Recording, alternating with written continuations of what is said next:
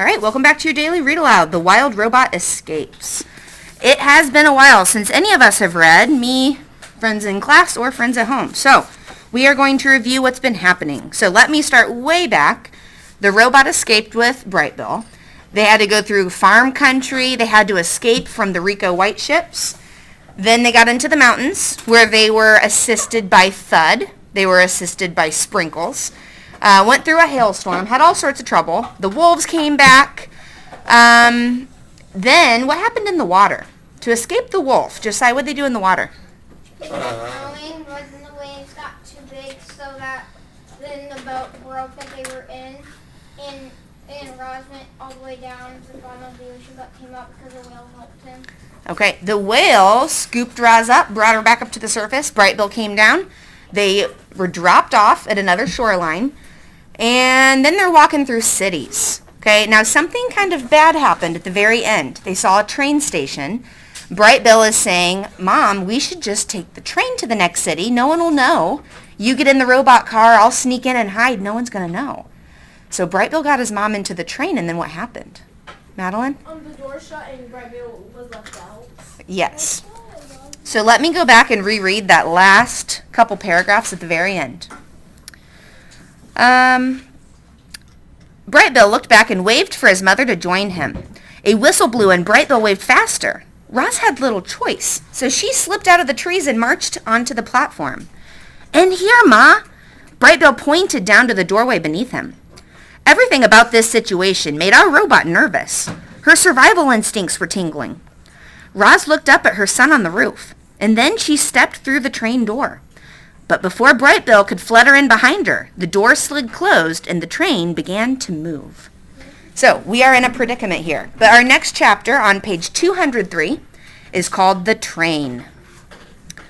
Our robot felt something like panic as the train pulled away from the station. She wanted to break down the door, leap from the train, and find her son. But what could Roz do?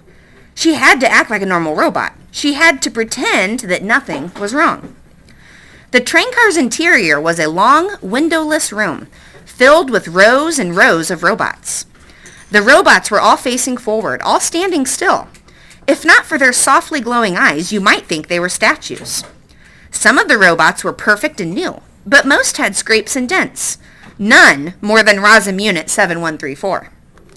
Roz walked down the aisle and stood in the last row, and the train started to accelerate. Faster and faster it went until it reached its cruising speed. Then it hummed along the tracks, occasionally swinging left or right as it snaked around a curve. With no windows, Roz could only wonder how far she was traveling. She could only wonder about the scenery outside. Mostly, she wondered about her son. Was Brightbill okay? How would she find him? Would they ever see each other again? Of course they would. Brightbill was smart and resourceful. The goose would simply follow the train tracks into the city. Then he would find his pigeon friend, Graybeak, and she would help them reunite. Roz just had to stay out of trouble. Time crawled by. The robots gently swayed with the motion of the train. Finally, there was an announcement from the loudspeaker. Next and final stop, Center City Station. A whistle blew and the train braked and slowed and came to a smooth stop. The doors slid open and the robots filed out. Chapter 70, The March Through the City. The main hall of Center City Station was enormous. Wide columns stretched up to the arched ceiling. A huge electronic screen flickered with train schedules. The whole place was bustling with humans and robots, and everyone seemed to know exactly where they were going. Everyone except Roz. There was our robot, standing still in the station while commuters hurried past. She was trying to calculate her next move, and she had to think quickly. You see, a normal robot would never loiter here for long. Roz needed to do something, anything. And when a crew of Roz and robots marched past in single file, she could think of no better plan than to join the end of the line and pretend to be one of them.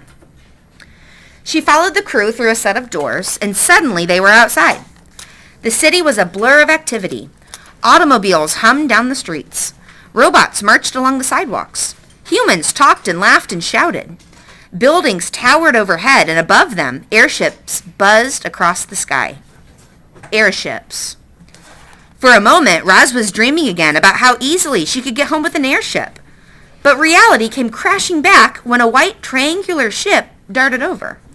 It was gone in an instant, disappearing behind the rooftops. But that was all it took for the robot's survival instincts to flare. Were the Ricos searching for Roz, or going about some other business? Roz tried to focus on her immediate surroundings. She was still marching behind that crew of robots. With each step, she grew more nervous that they'd notice her tagging along. She wanted to break away.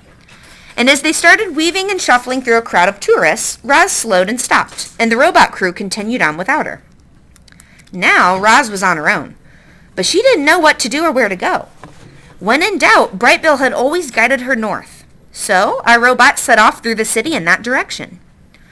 While marching northward, Roz passed beautiful boulevards and architecture and gardens and art, and yet she had to ignore it all. She had to act like a normal robot, and a normal robot would never wander the city admiring beautiful things. Wherever Roz looked, she saw normal robots concentrating on their tasks and on nothing else. They ran errands, delivered food, swept sidewalks, cleaned windows, fixed machines, built glorious structures, and did more jobs than you can possibly imagine. Most walked on 2 legs, but some rolled on wheels or slid up and down the sides of buildings on tracks. The city was a glittering modern metropolis where humans lived in luxury, all thanks to the tireless work of robots. Roz was marching when the sunlight faded and the city lights brightened. She was marching when the humans went in for the night and the robots continued to work. She was marching when the sun came up and the humans filtered out of their buildings. A new day began in the city, and there was Roz, marching north, blending in, anxiously hoping her son would appear. Emma? This reminds me of Wall-E, because it was like the one robot. Yeah, that's true. Wall-E. Yep, very good connection. Chapter 71, The Observations. Now, I will show you how this is written. It's a long list, almost like a poem. Okay, so each line is 1 sentence. Sunlight sparkled off the skyline. New buildings were constructed. Old buildings were taken down. Cargo ships docked in the harbor. Delivery trucks unloaded crates. Bright signs flickered with advertisements. Robots worked behind the scenes. Children played in parks. Adults ate and drank at outdoor cafes. The city pulsed with energy. A wild robot observed it all. Chapter 72, The Police. A pair of police robots stood on the sidewalk while foot traffic glided past them. Their heads swiveled back and forth as they scanned the crowd with their glowing eyes. The police looked menacing, but they sounded friendly. All right, based on our context clues there, they looked menacing but sounded friendly. What could menacing mean? Cadence? Like, focused on something. Okay, maybe a little bit. Emma? Like, they look like really rude, but they could be really nice. Yeah, so when you use your context clues, remember, it says they looked menacing, but they sounded friendly. So it's kind of a contrast. Menacing means kind of scary. They cause fear. They don't look very nice. Josiah? I was going to say that. Okay. Whenever a human walked by, they'd say, "Have a nice day," in a perky voice. There were a lot of humans walking by, so the police kept repeating their words. Have a nice day. Have a nice day. Have a nice day. Our robot was not having a nice day. She was alone in the city. She was worried about her son, and she wanted nothing to do with the police. But she couldn't avoid them. If she turned suddenly, she might draw their attention. So she kept her eyes forward and calmly marched along with the other robots on the street. Roz may have looked calm on the outside, but on the inside her thoughts were scrambled. Were the police dangerous? Did they work with the Ricos? Was she about to be caught? It seemed as if the police were watching Roz. Their eyes lingered on her for a second, 2 seconds, 3 seconds, and then they continued scanning the crowd. Our robot felt something like relief when she made it past without incident. She went on her way, just another robot on the street, and those perky voices gradually faded behind her. Have a nice day. Have a nice day. Have a nice day. Chapter 73, The Pigeons. In the very heart of the city was a great swath of greenery, the old park. It had rolling lawns and flower gardens and dense wooded areas. It had lakes and ponds and fountains. It had playgrounds and benches and miles of cobblestone pathways. It also had pigeons. Cadence? In the last book, our little robot, when she was, trying to go back to the city to get more, repairs or something, she saw pigeons. Mm-hmm. Yep. It also had pigeons. Thousands and thousands of pigeons. The city pigeons witnessed things you wouldn't believe. Nothing shocked them. Why do you think the city pigeons can't be shocked by anything? Hayden? Because they're not wild. All right. What do you think birds in the city would see? I mean, think about what happens in a large city. Noah? Bank robberies, all the crazy stuff that's happening. Yeah, there's so many people in a city, so many different things to go, places to do, all that stuff. Those pigeons have seen everything. Nothing shocked them. They certainly weren't shocked by robots. So when Roz marched into the middle of the park, the pigeons there weren't troubled in the least. She approached a flock that was about 100 birds strong, all cooing and strutting across the cobblestones as if they owned the place. But as Roz stomped closer and closer, the pigeons scuttled out of the way to let her pass by. However, Roz didn't pass by. Madeline? I think you said places to do and things to go. Yeah, I probably switched it around. You got what I mean? All right. However, Roz didn't pass by. She stopped and glanced around, and when she saw that she was alone with the pigeons, she started speaking to them in the language of the animals. "Hello, pigeons. My name is Roz." The pigeons cocked their heads, which meant, "Is this robot actually speaking to us?" "Yes, I'm actually speaking to you," continued Roz. "I am searching for my son. He is a goose named Brightbill. Have you seen him?" For the first time in a long time, the pigeons were shocked. Several of them fluttered away from the talking robot, but most were too curious to leave. One pigeon was so curious that she strutted out from the flock and right up to the robot. "Let me get this straight," said the curious pigeon. "Your name's Roz, and you've got a son named Brightbill, who's a goose?" "That is correct." "I can't believe it." The pigeon flapped her wings and turned to the others. "You guys, this is Roz from Greybeak Stories. Remember?" The flock began cooing excitedly. "You have heard of Greybeak?" said Roz. "Everyone's heard of Greybeak," said the pigeon. "A while back, she started telling stories about a goose whose mother was some kind of a wild robot. We all thought she was joking, but I guess not." "She was not joking," said Roz. "But I have lost my son, and I do not know how to find him. Perhaps Greybeak could help. Do you know where she is?" "I hate to tell you this, Roz, but Greybeak is dead." All the birds lowered their heads. "You know, life ain't easy for us pigeons. We only live a few years out here if we're lucky. But we were especially sad when we lost Greybeak. She was one of the best." The others cooed in agreement.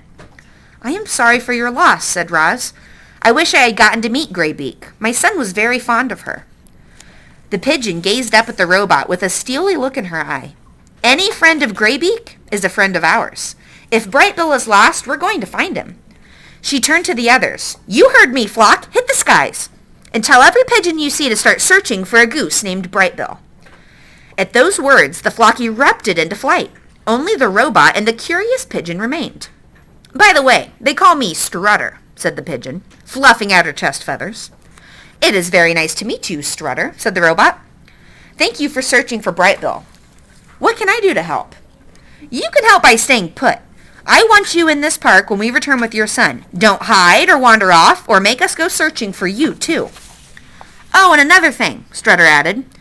"Stay away from the park ranger robot. He spends most of his time taking care of the grounds, but he's always on the lookout for troublemakers." The pigeon gave a quick salute to the robot. Then she joined the search for Brightbill. Chapter 74, The Sky. Hours passed, and the sun set in the west. More hours passed, and the eastern sky began to glow. Roz spent that whole night in the park, waiting for Strutter to return with Brightbill. But there was no sign of them. In fact, there weren't any birds in the park at all. Roz couldn't let those thoughts distract her. She needed to stay alert. The park ranger robot had seen her once or twice already, and now she heard his footsteps wherever she went. Was the park ranger following Roz? Had he noticed our robot's unit number? Would he report her to the Ricos? Roz took a pathway into the woods, trying to escape the ranger's view. And that's when she heard familiar voices calling from the sky. "Where are you, Ma?" said Bright Bill. "Come on out, Roz," said Strutter. Roz turned toward the voices, but saw only leaves and branches. Bright Bill and Strutter were flying somewhere above the woods. She wanted to call back to them, but the park ranger was still trailing her. Instead, she followed the sounds of their voices as they glided over the treetops. But then there came a new sound, a buzzing sound. It grew louder and closer. Air started blasting down from the sky, and when Roz looked up, she saw a white triangular airship floating above her. All right, we'll try to read one more chapter. Chapter 75, The Ricos. 3 robots zipped down from the airship on cables. The ground shook as their heavy feet slammed against the cobblestones.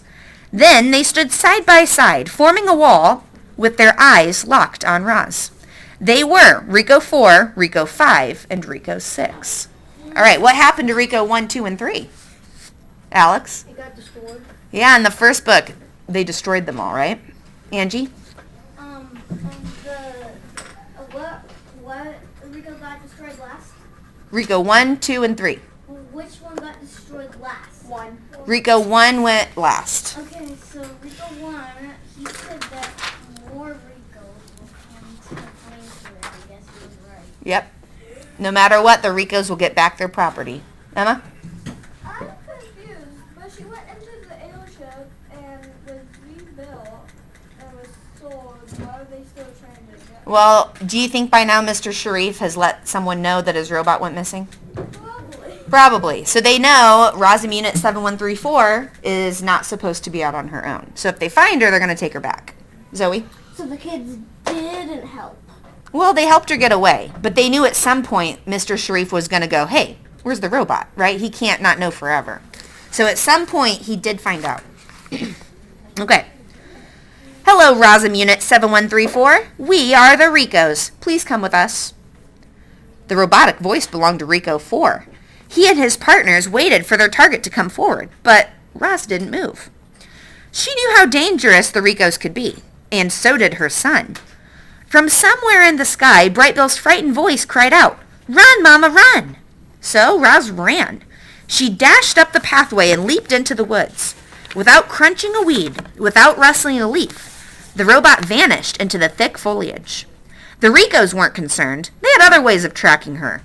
Or so they thought. Their blocky heads swiveled from side to side, scanning the woods for Roz's electronic signal. They scanned and scanned and scanned, but they found no trace of their target. Chapter 76, The Morning. A steady stream of foot traffic was flowing past the park that morning. Several pairs of eyes noticed a Rosim robot running out from the trees.